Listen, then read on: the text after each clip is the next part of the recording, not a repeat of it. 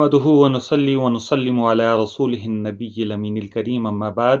فأعوذ بالله من الشيطان الرجيم بسم الله الرحمن الرحيم اللهم صل على سيدنا ومولانا محمد النبي الأمي وعلى آله وصحبه وبارك وسلم وصل عليه. محترم سامعین اور ناظرین، السلام علیکم ورحمۃ اللہ وبرکاتہ۔ برٹش فتویٰ کونسل اور پریمیئر انسٹیٹیوٹ اور جماعت اہل سنت بریطانیہ کے زیر اہتمام آج کی اسپیشل ورچوئل کانفرنس میں اعمال کا چیپٹر نمبر 3 تیسرے باب کے اندر ایک باب قائم کیا ہے، عنوان قائم کیا ہے، اور وہ عنوان ہے جو ہے وہ میلاد النبی صلی اللہ تعالی علیہ وآلہ وسلم کی محافل اور جلوس کی بابت شرعی اصلاح۔ اور یقیناً یہ جو چیپٹر ہے یہ سب سے زیادہ اہم ہے، اس لیے کہ ہمارے ہاں سب سے زیادہ محافل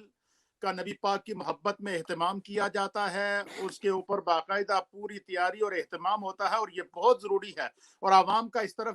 رجوع بھی ہوتا ہے، رجحان بھی ہوتا ہے۔ لیکن بدقسمتی سے ہماری محافل کے اندر، مجالس کے اندر کچھ ایسی بدعات اور خرافات اور منکرات کو شامل کر دیا گیا ہے کہ جن کی وجہ سے لوگ جو اصل محبت رسول اور میلاد پاک کا جو ٹاپک ہے اس کے اوپر جو منکرین میلاد ہیں یا وہ اعتراضات کرنا شروع ہو جاتے ہیں، اور پھر بجائے اس کے کہ ہم جو ہے وہ ہمیں اس کو ڈیفینڈ کریں یا اس کی تردید کریں، ہم دفاعی پوزیشن میں چلے جاتے ہیں۔ تو یہ ایک بہت بڑا اہم چیپٹر ہے، اور آپ کو پتہ ہے کہ جب ربیع الاول شریف کا مہینہ آتا ہے تو پورا مہینہ بلکہ پورا سال ہم اہل سنت کے یہاں مجالس ہوتی ہیں، محافل ہوتی ہیں، جلوس ہوتے ہیں۔ تو اس حوالے سے جو جلوس نکالے جاتے ہیں، میلاد النبی کی محافل منعقد کی جاتی ہیں، جو اور اس حوالے سے جو نعت خوانی کی جاتی ہے، جو مختلف قسم کے مروجہ ہمارے ہاں طریقہ کار ہیں، اس میں جو بدعات اور منکرات پائی گئی ہیں، اس میں مفتی اعظم پاکستان علامہ مفتی منیب الرحمان صاحب نے جو اصلاح کی ہے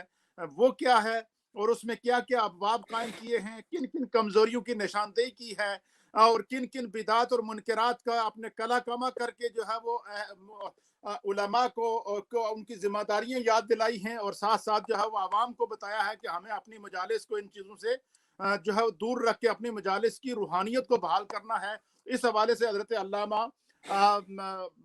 عمر حیات قادری صاحب دامت برکاتہم العالیہ عظیم عالم دین ہیں، اور کتب سے اور درسیات سے آپ کا بڑا شغف اور خصوصی تعلق ہے، اور ہمارے بہت ہی مہربان ساتھی ہیں، صاحب علم ہیں، اور ایسی مجالس کا اہتمام اور انصرام میں ہماری مدد بھی کرتے ہیں، خود بھی شریک ہوتے ہیں، ہمارے ہم سفر بھی ہیں۔ تو حضرت میں چاہوں گا کہ اس حوالے سے اپنی گفتگو بھی فرمائیں، اور یہ جو ہم نے ایک سلسلہ پروگرام کا شروع کیا ہے، اس حوالے سے اگر آپ ہماری کوئی رہنمائی کرنا چاہیں، اصلاح کرنا چاہیں، تو اس کے لیے بھی آپ کو اختیار ہے۔ الحمدللہ رب العالمین والصلاة والسلام علی اشرف الانبیاء والمرسلین اللہم صلی علی سیدنا مولانا محمد معدن حضرت علامہ مفتی محمد اسماعیل صاحب نے ہمیں جوائن کیا، حضرت میں آپ کو ویلکم کہتا ہوں۔ وآلہ واصحابہ وبارک وسلم۔ حضرات علماء کرام اور میزبان محفل حضرت علامہ مفتی محمد نصیر اللہ نقشبندی صاحب مدظل العالی، اور حضرت علامہ ڈاکٹر محمد حافظ محمد منیر الازہری، اور محترم جناب علامہ ڈاکٹر امجد عزیز الازہری مدظل العالی، میں سب سے پہلے تو آپ حضرات کا شکریہ ادا کرتا ہوں کہ آپ نے اس اہم کانفرنس میں آج شرکت کا موقع فراہم کیا۔ اللہ تعالیٰ مزید آپ کو برکتوں سے مالا مال فرمائے، اور یہ میں سمجھتا ہوں برٹش فتویٰ کونسل کا یہ ایک خوبصورت قدم ہے اور ایک وقت کی ضرورت ہے، اور یہ اس وقت بڑی شدت کے ساتھ اس چیز کو محسوس کیا جا رہا تھا جس جانب آپ نے یہ قدم اٹھایا ہے، اور یہ پہلا موقع ہے آن لائن کانفرنس میں، اور ویسے بھی آج تک چونکہ مختلف ممالک میں ہمارا بھی رابطہ رہتا ہے علماء کرام سے کہ کسی کتاب کے عنوانات پر علماء کرام رہنمائی فرما رہے ہوں امت کی، تو ایک اچھا قابل تقلید یہ قدم ہے، اور اس کی ہم سب حوصلہ افزائی ہمیں کرنی چاہیے اور اس کی ترویج و اشاعت میں حصہ لینا چاہیے۔ اور آج کی چونکہ گفتگو مفتی اعظم پاکستان مفتی محمد منیب الرحمان صاحب مدد ذل العالی، اللہ تعالیٰ ان کے علم و فضل میں برکتیں عطا فرمائے، وہ ہمارا بہت بڑا سرمایہ ہے اس وقت۔ ان کی جو کتاب منظر عام پر آئی، یہ اعتقادی اور عملی جو کمزوریوں کی اصلاح کے حوالے سے، اصلاح عقائد و اعمال، اور یہ بڑی اہم کتاب ہے، اور یہ بہت خوشی کی بات ہے۔ بلکہ آج صبح ہی میں سوچ رہا تھا، اور پھر میں نے یہ بات آج سنی کہ ہمارے محترم المقام جناب ڈاکٹر مشرف حسین الازہری، انہوں نے اس کا انگلش زبان میں اس کی ٹرانسلیشن وہ کر دی ہے، اور اس پہ کام ہو رہا ہے، اور ان قریب یہ کتاب چھپ کر آئے گی۔ میں سمجھتا ہوں یورپ، UK، بالکل اس کو ہم انٹرنیشنل سٹینڈرڈ پہ چھپوا کر پوری دنیا میں اس کو چھایا کیا جائے گا۔ انشاءاللہ ڈاکٹر صاحب کی بہت بڑی یہ کوشش ہے بہت اس کے بڑا اوپر۔ قدم ہے۔ میں ڈاکٹر صاحب کو مبارکباد پیش کرتا ہوں، اللہ نے ان سے بہت سا کام لیا ہے۔ ڈاکٹر صاحب انگلش زبان کے ماہر ہیں ماشاءاللہ، اللہ کرے ان سے اور بھی بہت سے کام، پازیٹیو کام ان کے سامنے آئیں اس حوالے سے۔ تو بہرحال یہ کتاب انتہائی اہمیت کی حامل کتاب ہے، اور بالخصوص یہ جو تیسرا اس کا چیپٹر ہے، جس میں میلاد النبی صلی اللہ علیہ وسلم کی محافل اور جو ہمارے جلوس ہیں، اجتماعات ہیں، ان کے حوالے سے قبلہ مفتی محمد منیب الرحمان صاحب مدد ذل العالی نے جو ہماری اصلاح کی ہے، اس میں کوئی شک نہیں کہ یہ جو محافل میلاد ہیں یا ہماری ذکر و فکر کی محافل ہیں،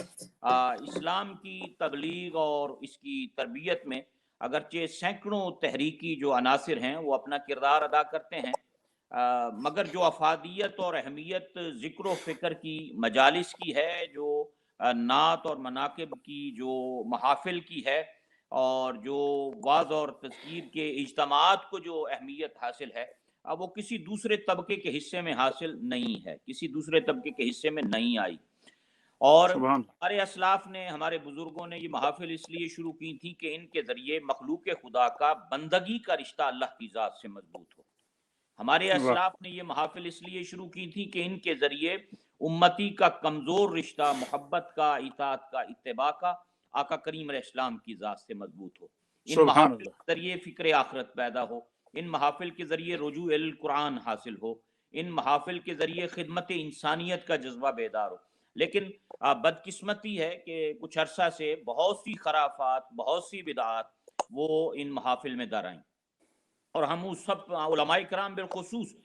اس پر بہت مضطرب رہے۔ مجھے یاد ہے آج سے تقریباً کوئی 16-17 سال پہلے جب ہم لاہور میں تھے، تو اس وقت جامعہ اسلامیہ لاہور میں میرے ساتھ یہ حضرت علامہ سید محمد ظفر اللہ شاہ صاحب، یہ اس وقت ہمارے اس ادارے میں آپ پڑھاتے بھی رہے، تو اس وقت لاہور میں ان چیزوں کا آغاز ہو رہا تھا۔ ایک دو گروپ تھے جو یہ دف کے ساتھ اور یہ ناچ گانے کے طریقے اور یہ اس وقت داخل ہو رہی تھی چیزیں۔ تو اس وقت مجھے یاد ہے سب سے پہلے قبلہ مفتی محقق یاسر حضرت علامہ مفتی محمد خان قادری رحمۃ اللہ علیہ، انہوں نے اس پر آواز بلند کی،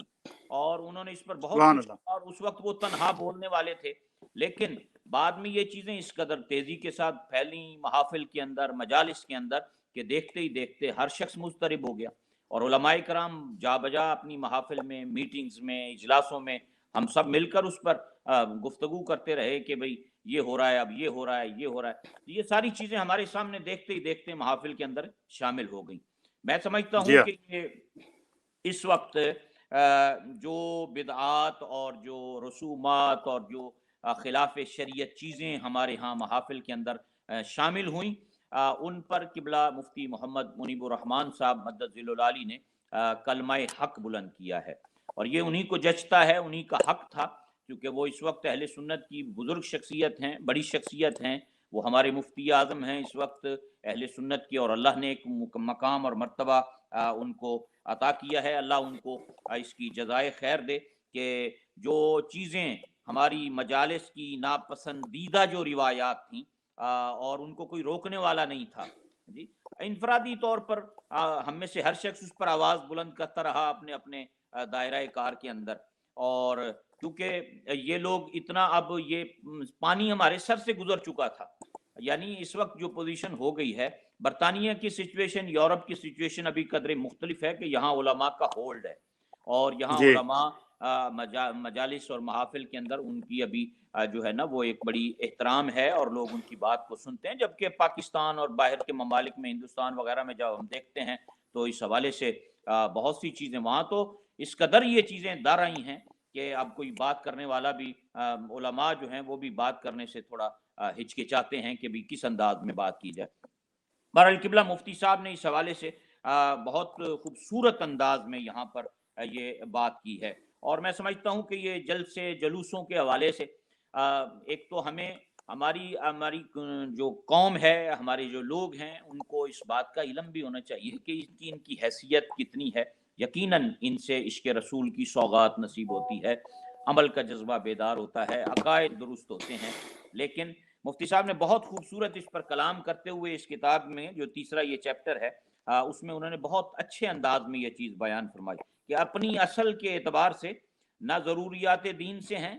اور نہ ہی ضروریات مسلک اہل سنت و جماعت سے ہیں۔ البتہ نہ صرف ہمارے دیار میں بلکہ اکثر مسلم ممالک میں بھی یہ اہل سنت کا سبحان شعار اللہ۔ اور معمول ہیں اور فی نفس ہی جی جائز ہیں اور مستحسن ہے، لیکن ان کا جواز اس امر کے ساتھ مشروط ہے کہ انہیں بدعات اور منکرات سے پاک رکھا جائے، ان چیزوں سے پاک رکھا جائے۔ اور آج کل آپ دیکھ لیں کہ جو چیزیں در آئی ہیں، لمے پہ جاؤ، او کھلو جاؤ، او ہاتھ ہلاؤ، ہاں جی، او تسی تو بند ہو گئے ہو، او بولو،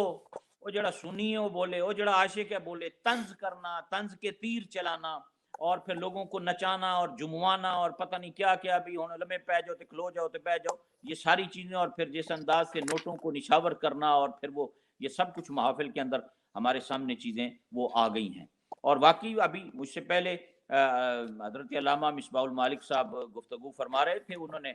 جو باتیں کی ہیں اس حوالے سے کہ وہ توبہ کے حوالے سے بات فرما رہے تھے، یہی چیزیں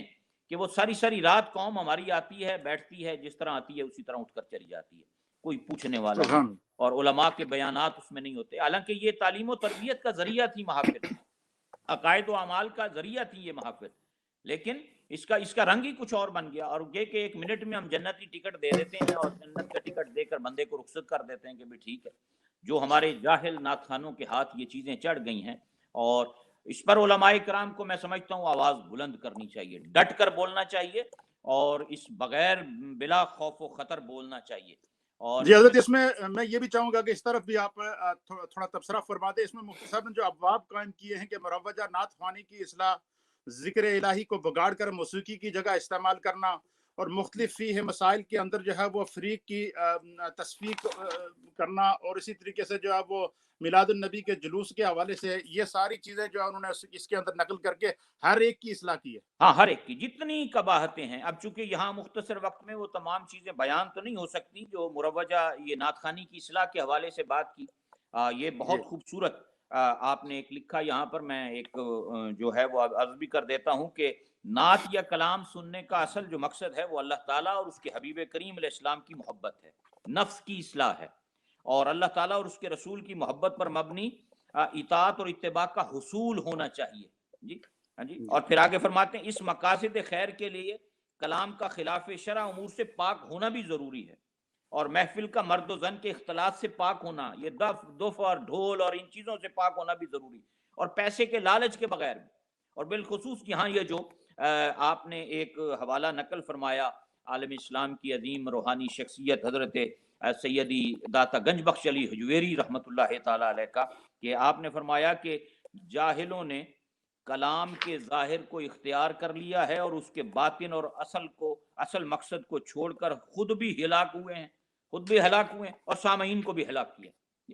تو اب یہ ساری چیزیں دیکھ لیں جو ہمارے اندر یہ آ گئی ہیں یہاں پر۔ اسی طرح اب یہ ذکر الہی کو بگاڑ کر پیش کرنا، میں نے عرض کیا کہ یہ لاہور سے اس کام کا اس وقت آغاز ہوا تھا، بعد میں یہ سب نعت خوانوں نے اس چیز کو اپنا لیا، کیونکہ باہر سے سننے والا اللہ کے ذکر کو کس مقصد کے لیے استعمال کر رہے ہو، بھئی بطور ذکر الہی اس کو کرنا چاہیے، نہ کہ بطور ساز اس کو استعمال کرنا چاہیے، کہ آپ اس انداز میں بگاڑ کے اللہ کا نام لیں کہ باہر سننے والا جب سنتا ہے تو وہ یہ سمجھ رہا ہوتا ہے کہ شاید کوئی موسیقی چل رہی ہے ساتھ۔ جی، تو یہ ساری چیزیں، اور پھر جس انداز میں، اور پھر علماء کرام کو اس سے، اور علماء کرام کے بالکل ایسی اس میں بیانات نہیں تھے۔ یہ جلوس کے حوالے سے قبلہ مفتی صاحب نے اس میں لکھا، ہم نے خود میلاد النبی کے جلوس میں موسیقی پر لوگوں کو ڈانس کرتے ہوئے لاہور میں دیکھا ہے، یہ میں نے خود دیکھا ہے، بعض جگہ جلوس جو میلاد النبی کے ہوتے ہیں اس میں باقاعدہ لوگ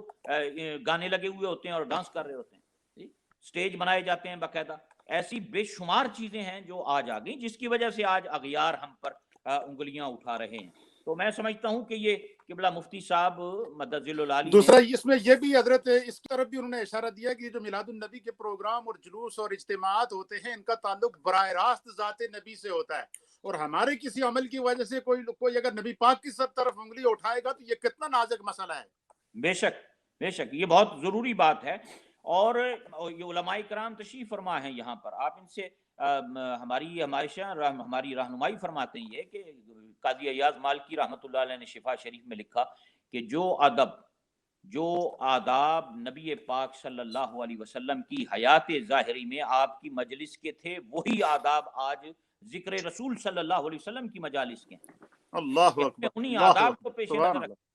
یہ. اور یہاں جی آپ، میں باہر کی تو بات نہیں کرتا، مجھے یہاں برطانیہ کی کچھ محافل کا پتہ ہے کہ جہاں لوگوں نے مجھے پتا دوستوں نے بتایا کہ فلاں جگہ گئے تھے، آج کرسی رکھی ہوئی تھی، پیر صاحب ایک تشریف فرما، انہوں نے کیا اس کرسی تے نبی پاک علیہ السلام نے آ کے بیٹھنا ہے.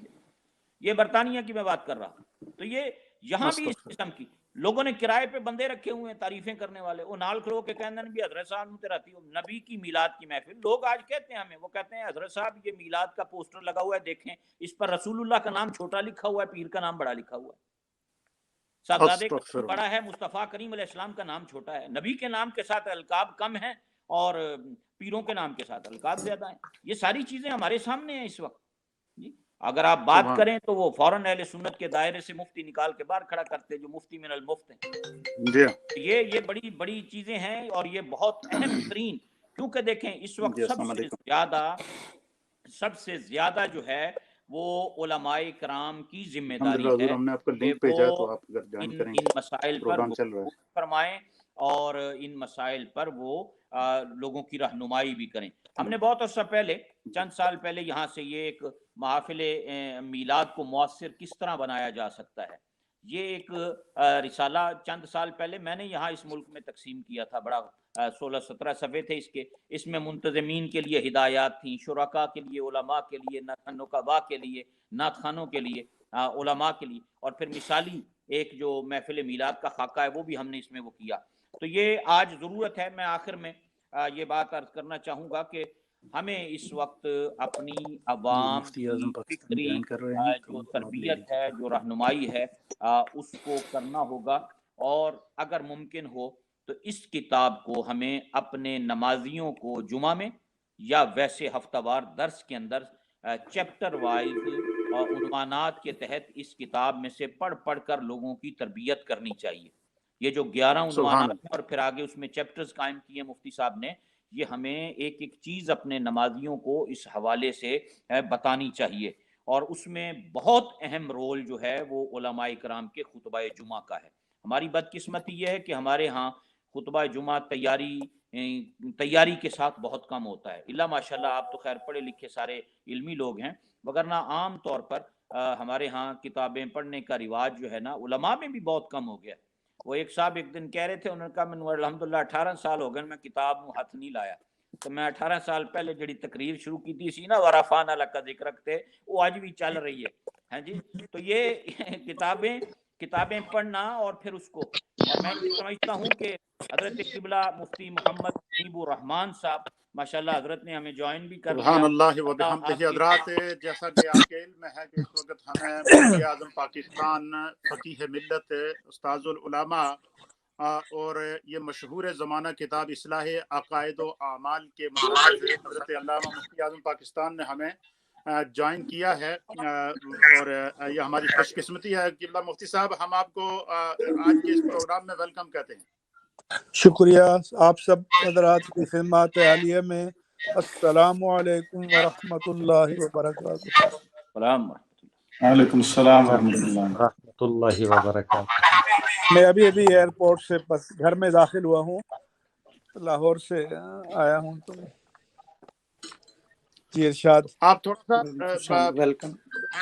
کر کے استاد جی ہمیں 10-15-20 منٹ کے اندر بھی جوائن کر سکتے ہیں. ٹھیک ہے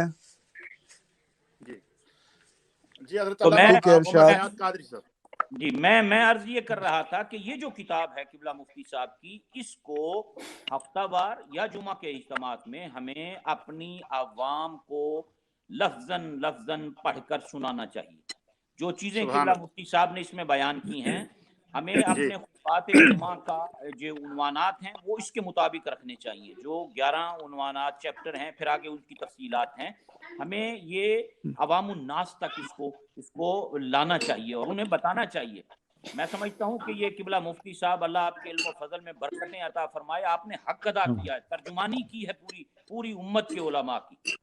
اس وقت اس کی ضرورت تھی اور آپ نے اس کو ہائی لائٹ کیا. یہ کتاب چھپ کر آئی، اب انشاءاللہ انگلش میں بھی آ رہی ہے. تو یہ ایک بہت اس کے دور رس اس کے نتائج ہوں گے، اس کے اثرات مرتب ہوں گے، اور ہمارے علماء کرام اس سے رہنمائی حاصل کریں گے، اور اسی طرح اس کو ہم آگے لے کر آگے بڑھیں گے انشاءاللہ. تو خطبات جمعہ کے حوالے سے میں نے عرض کیا کہ اس کتاب میں سے ہمیں جو ٹاپکس ہیں ان کو لے کر اپنی قوم کی، اپنی عوام کی، عوام اہل سنت کی، ہمیں اس سے رہنمائی کرنی چاہیے اور ان کے سامنے یہ تمام چیزیں رکھنی چاہیے. اور بالخصوص جو منتظمین محافل ہیں اور جو یہ محافل کا اہتمام کرنے والے لوگ ہیں، ان کے ساتھ مل بیٹھ کر ان کے سامنے بھی یہ تمام چیزیں رکھنی چاہیے جو مفتی صاحب نے رکھی ہیں، جو یہ خرافات اور بدعات در آئی ہیں ہمارے اندر، تاکہ ہم انہیں آسان طریقے سے سمجھائیں اور ہمدردی کے ساتھ، دل سوزی کے ساتھ، پیار کے ساتھ. بالکل اسپیشلی جو برطانیہ یورپ کے لوگ ہیں، یہ ابھی مؤثر ہیں یہاں، ان کا اثر ہے، اثر رسوخ کافی ہے. یہ اپنے ملک کی محافل کو بدل سکتے ہیں. جہاں ہمارا زور چلتا ہے ہمیں ان کی اصلاح کرنی چاہیے مفتی صاحب کی ان ہدایات کی روشنی میں، اور یہ چیزیں ان کے سامنے بھی ہمیں رکھنی چاہیے. تو میں مبارکباد پیش کرتا ہوں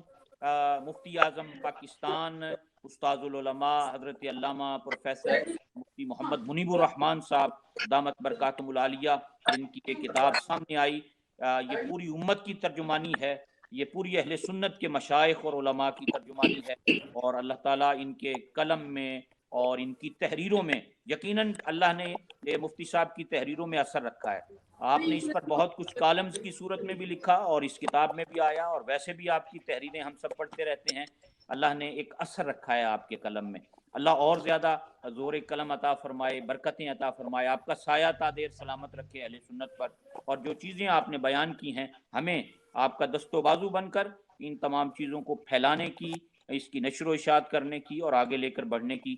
توفیق عطا فرمائے. میں ساتھ ہی آخر میں مفتی محمد نصیر اللہ نقشبندی صاحب کو بھی مبارکباد دیتا ہوں. یہ اچھا قدم ہے جی، اس کو جاری رکھیں. میری تجویز یہ ہے کہ جس طرح اس پر آپ نے آغاز کیا ہے، اسی طرح ایک ہمارے پاکستان کے مثلاً نامور بزرگ شخصیت گزرے حضرت علامہ سید فاروق القادری رحمۃ اللہ علیہ، چند ماہ پہلے ان کا وصال ہوا رحیم یار خان میں. ان کی کتاب کی ایک فاضل بریلوی اور امور بدعات اس پر، اور اعلیٰ حضرت نے بھی لکھا. تو ایک یہ بالخصوص جو خانقاہوں میں، مزارات پر اور ہمارے درباروں میں جو تصوف کے نام پر جو بدعات اور جو چیزیں داخل ہوئی ہیں، جو خلاف شریعت امور ہمارے ہاں مزارات پہ ہیں، ان پر بھی ہمیں بھرپور قبلہ مفتی صاحب کی سرپرستی میں ہمیں آواز بلند کرنی چاہیے. کیوں کہ جب دنیا ہمارے ان مزارات اولیاء پر ان خلاف شریعت حرکتوں کو دیکھتی ہے تو وہ پھر جی حضرت اس کتاب کے اندر، جی اس پر انشاءاللہ اس کتاب کے اندر چیپٹر نمبر 7 کے اندر مفتی اعظم پاکستان نے خانقاہوں اور آستانوں کی بابت شرعی اصلاح اور اس کے اوپر پورے باب باندھے ہیں کہ مرشد کیسا ہونا چاہیے، اور درباروں کے اندر، مزاروں کے اندر اور درگاہوں کے اندر جو پائی جانے والی بدعات ہیں، منکرات ہیں، خرافات ہیں، ان سب کی نشاندہی کی. انشاءاللہ اس پر بھی ایک چیپٹر بیان کیا جائے گا انشاءاللہ. میں بار دیگر جو ہے وہ حضرت علامہ عمر حیات قادری صاحب آپ کا شکریہ ادا کرتا ہوں کہ آپ نے تفصیل کے ساتھ میلاد النبی صلی اللہ تعالیٰ علیہ وآلہ وسلم کے حوالے سے مفتی اعظم پاکستان نے جو شرعی اصلاح کی ہے اس کی تفصیلات بیان کی ہیں. ہماری